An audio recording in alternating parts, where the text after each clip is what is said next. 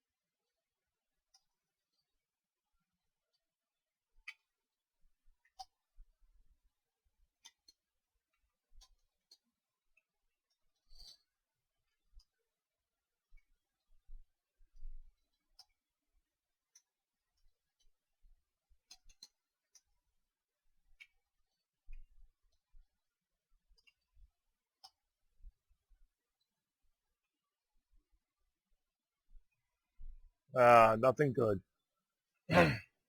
So I just sold that with budget gear.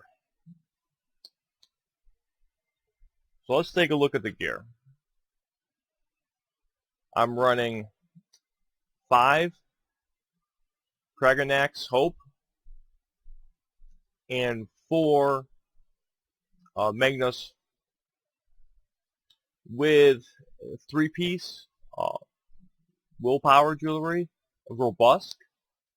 The first one I have is Magic Regeneration, which came with a piece, so I didn't have to spend any additional gold to get the glyph for that.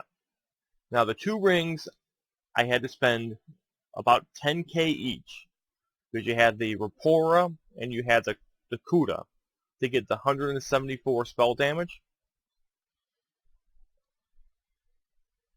And on top of it, not only is this a budget build, but I'm also running VR14 for the armor, because VR16 is extremely expensive.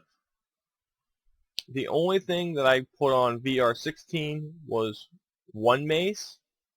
If you spend the extra gold, and it'll cost you probably 64,000 gold just for the Templars to get this to gold, but it will give you an additional 200 spell damage, which is substantial.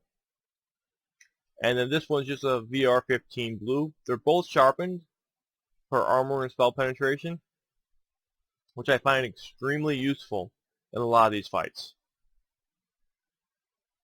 I go infused on the head, chest, and legs. The rest are divines. So let's take a look at my bar. Puncturing Sweep, Breath of Life, Inner Light for the extra crit and 5% more magic. I go Structured Entropy, which I really didn't use a lot in this run, but it gives me 8% max health. And when you use it, you get 20% additional spell damage for 20 seconds. And then I went with Channeled Focus. What I like about Channel Focus is not only does it give you extra armor, which is extremely useful, but it also gives you magic recovery while you're standing in it. Now this amounts to 480 over 2 seconds. And I use the Ice Comet. You can use a Shooting Star. It depends on your preference. I like the Ice Comet for the slightly increased damage upon impact. Now for magic recovery, I have 1787, but when you add the Channel Focus in, this pushes me well above 2100.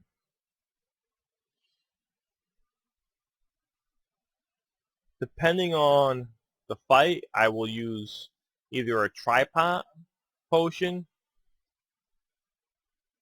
or a magic or stamina potion. I like the tripods because it gives me, I believe,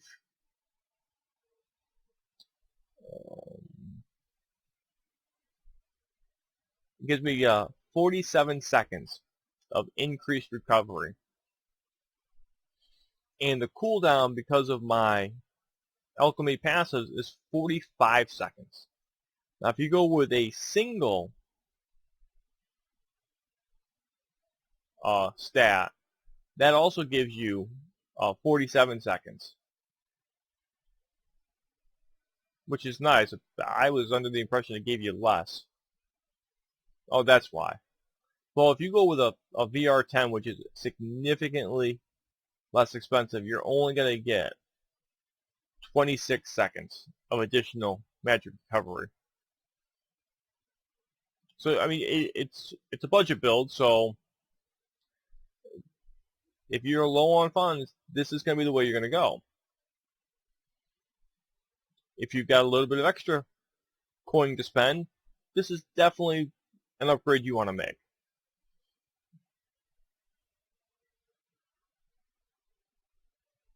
Now let's go over my champion points for this build. I've got 46 in Magician, which gives me a cost reduction of 10%. I have 91 in the Magic Recovery.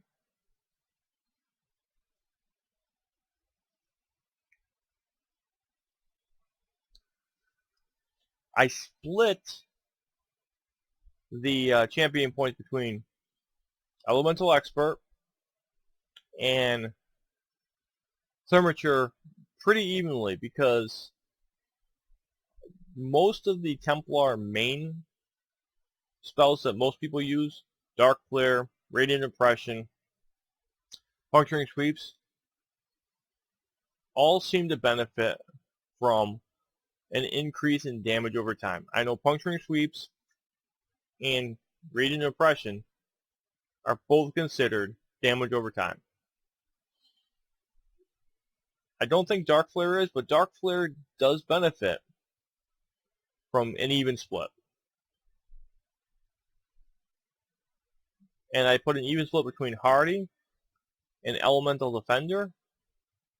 So basically, if I was running around with no gear on whatsoever, I would have a base damage mitigation of 18%. And then I go with Quick Recovery, not for the 4% healing received,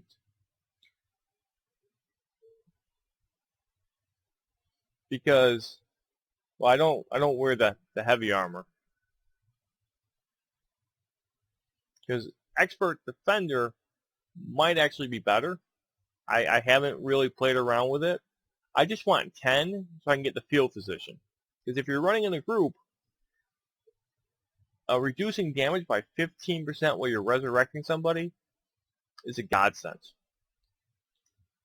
And because of the gear, where I have decreased time to resurrect an ally by 25%, and my Restoring Light passive, which gives me an additional 20% reduction in resurrection time, I can res pretty quickly.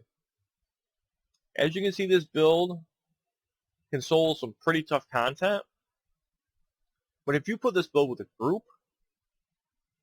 you will burn through most of these bosses. I frequently two-man silver pledges with a buddy who's running a similar build, and let me tell you, we do great. I thank you for watching the video.